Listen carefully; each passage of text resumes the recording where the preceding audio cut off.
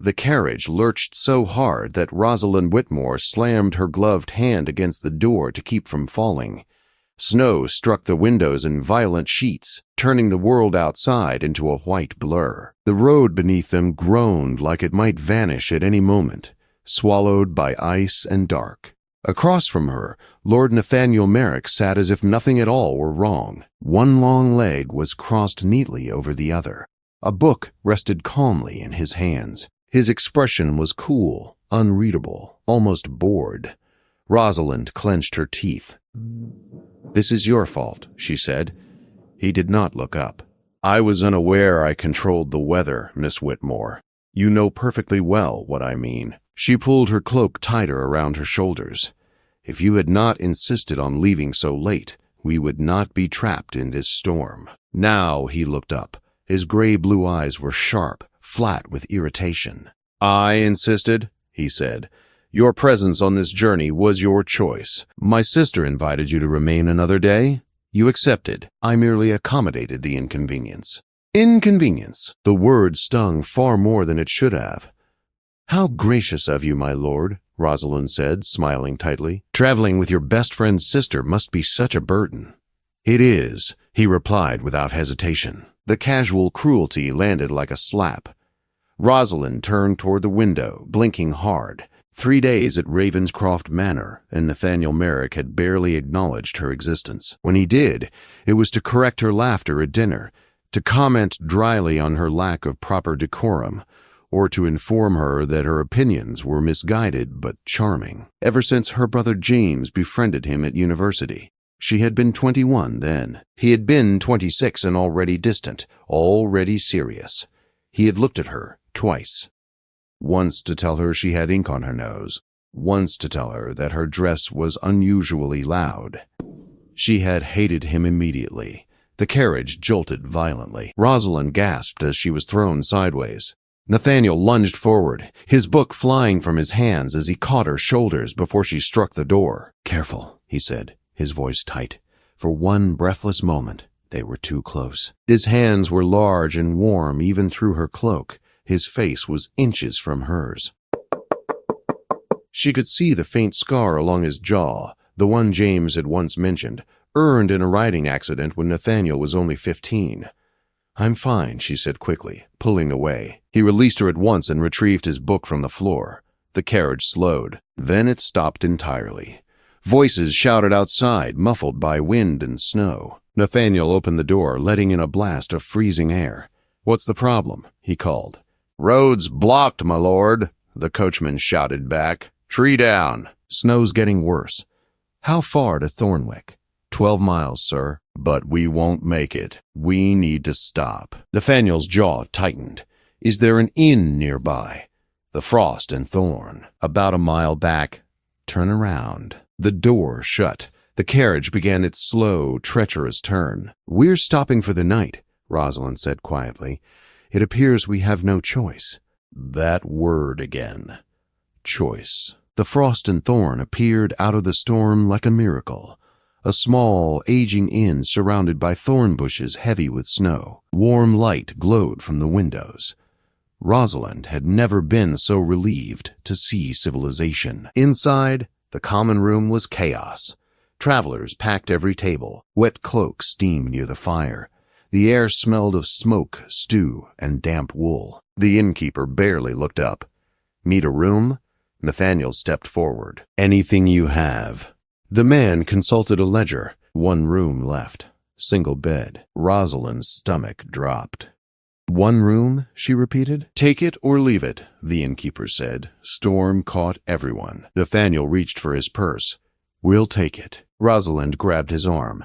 "Are you mad?" He looked down at her hand, then at her face. "Would you prefer the stables?" "I would prefer separate rooms." "There aren't any." The innkeeper watched with interest.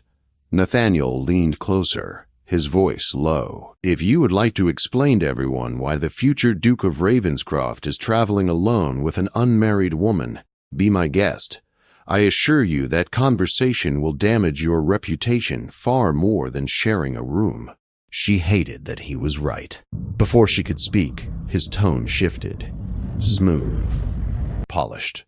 "Forgive my fiancée," he said. Rosalind nearly choked. "She's anxious about the storm." The innkeeper smiled. "Soon to be married?" "Bah."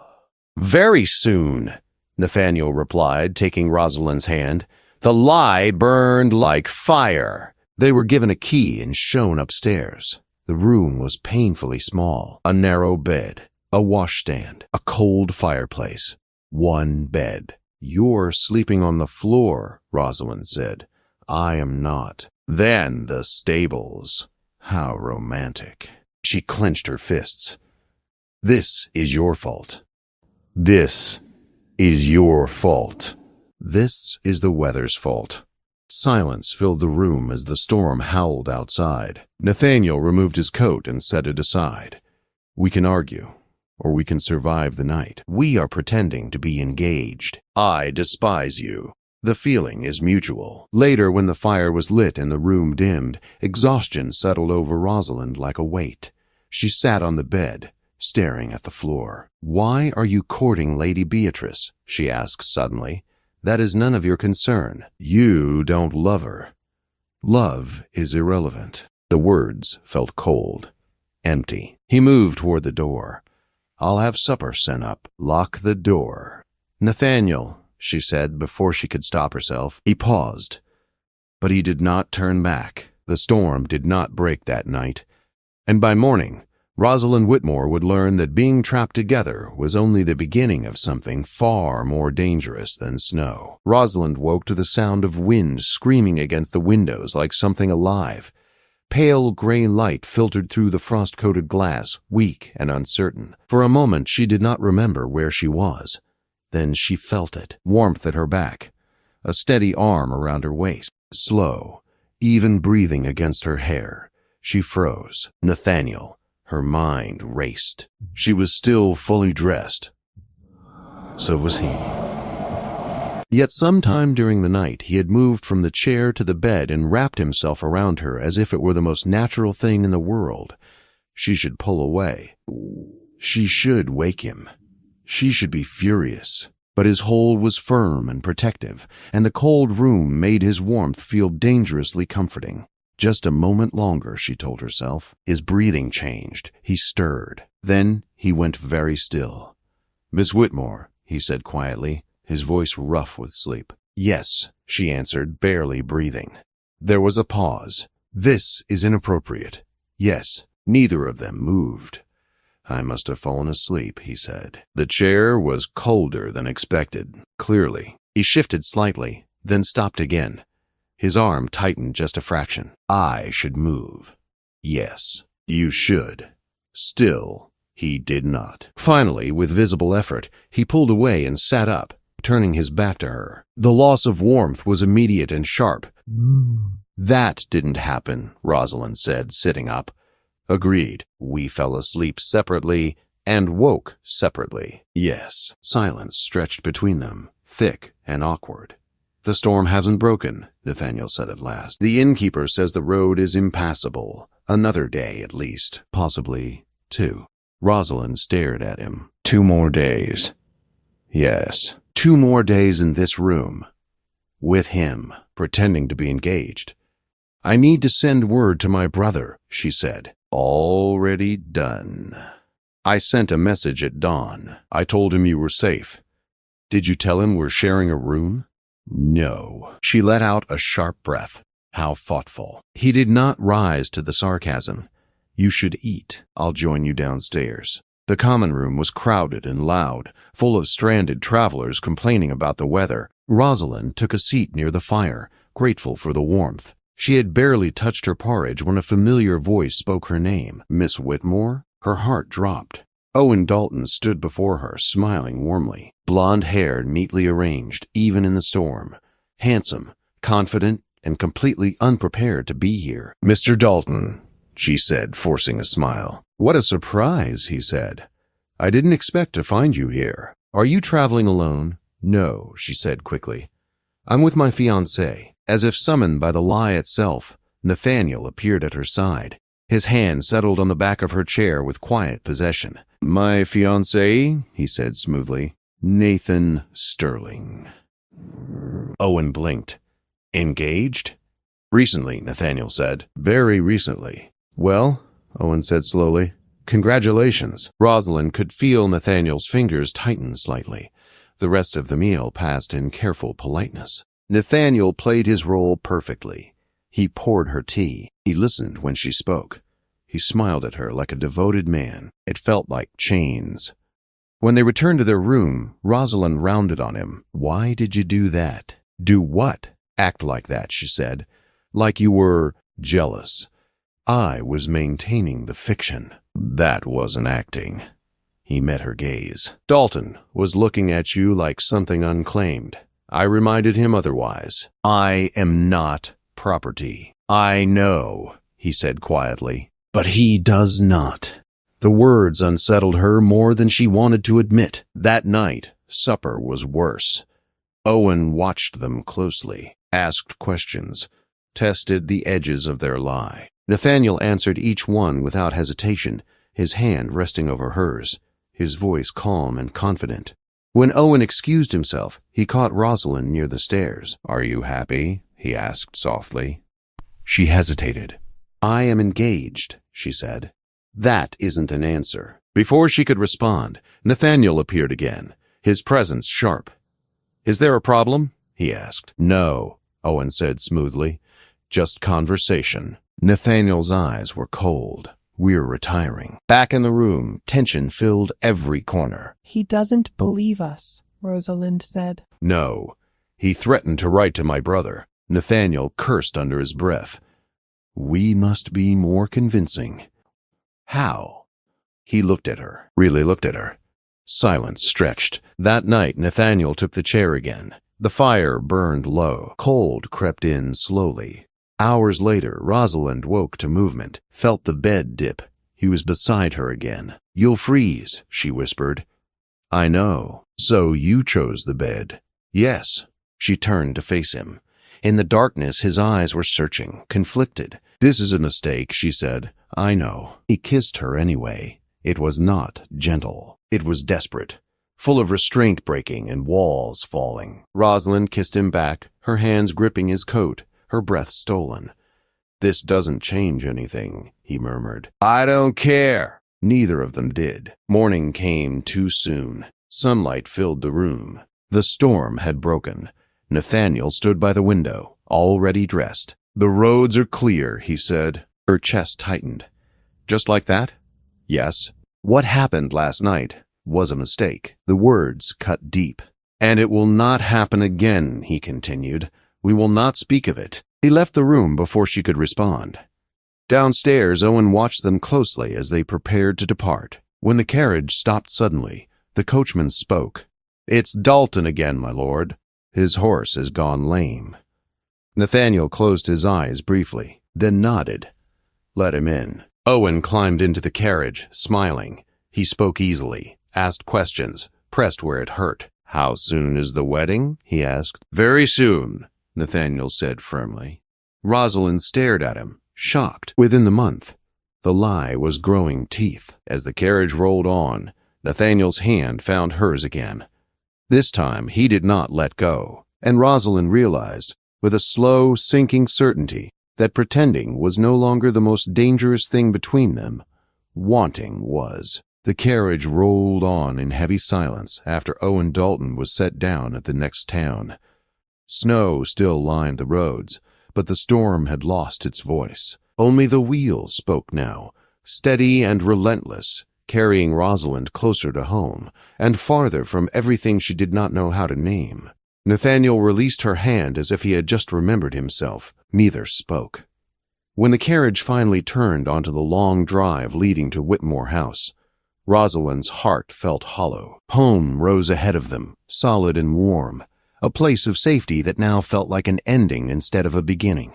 James stood on the front steps, his relief visible even from a distance. Rosalind barely had time to step down before he wrapped her in a fierce embrace. Thank God, he said. We were terrified. I'm all right, she replied, though her voice trembled. Just tired. Nathaniel stood back, every inch the controlled gentleman once more. I'll speak with you privately, James said, his tone shifting. Rosalind watched them disappear into the study. The door closed. The sound felt final. Inside the house, warmth surrounded her, but it did nothing to quiet the ache in her chest. Her mother fussed over her. Her father studied her with careful concern, and all the while, Rosalind waited. When James returned, his face was grave. "He told me everything," he said quietly. Her heart dropped. "Everything? About the storm?" "The inn, the engagement lie." He paused. Nothing more. She swallowed. There was nothing more. James studied her, then nodded. "Good, because this already skirts disaster. You'll go to Bath for a time. Let gossip cool." She did not argue. She no longer had the strength. 3 days passed like a blur. Then a letter arrived. It was from Owen Dalton. James read it aloud, his jaw tightening with every line. The implication was clear. Compromise. Rumor. An offer of rescue. Blackmail dressed as concern. That evening, another letter came. This one in Nathaniel's hand. He had ended his courtship. Rosalind read the letter twice, then a third time, her hands shaking. He had broken the alliance. He had chosen honesty over comfort. But he had not chosen her. The next morning, voices rose outside. Rosalind hurried to the garden and froze. Nathaniel stood face to face with Owen Dalton. The air between them was sharp with anger. "You will leave her alone," Nathaniel said coldly. "You have no claim," Owen shot back. "I don't need one to protect her." The exchange ended with Owen retreating, pale and furious. When he was gone, Nathaniel turned and found Rosalind watching. "I heard him at the inn," he admitted quietly. "I hoped I was wrong. You threatened to ruin him." "Yes." "Why?" "Because he would have ruined you." They stood in silence. "I ended the courtship," he said again, as if needing her to hear it aloud. "I know. I'm not free," he continued, "but I couldn't continue lying." She stepped closer. "Do you love me?" The question hung between them. "Yes," he said at last. "I have for years." The words broke something open inside her. "Then fight," she whispered. "Fight for me." His voice shook. "If I do, I may lose everything." "Then lose it," she said, "and choose me." They went inside together. James listened in silence as Nathaniel spoke. When he finished, the room felt impossibly still. "Are you serious?" James asked. "With my life." James turned to Rosalind. "Is this what you want?" "Yes." A long breath left him. "Then you have my permission. Hurt her, and I will end you." Nathaniel bowed his head. "Understood." The scandal was brutal. Whispers followed Rosalind into every room. Nathaniel's father raged. Invitations vanished. Doors closed. Nathaniel stood beside her through all of it. He called every day. He escorted her publicly. He made it clear that questioning her honor meant questioning his. Slowly, the whispers softened. 3 months later, he knelt in her parents' drawing room and asked her to marry him. She said yes before he finished speaking. The wedding was small, quiet, earnest, and 2 winters later, Rosalind stood in the halls of Ravenscroft Manor, snow drifting gently outside. Nathaniel came up behind her, arms circling her waist. "One room," she murmured. "One bed." "And a storm that changed everything," he replied. "I had no choice." He kissed her temple. "You always had a choice. You chose me." She turned in his arms. "I always will." And in the warmth of the great house, with snow falling softly beyond the windows, Rosalind knew that some storms were worth enduring because they led you home.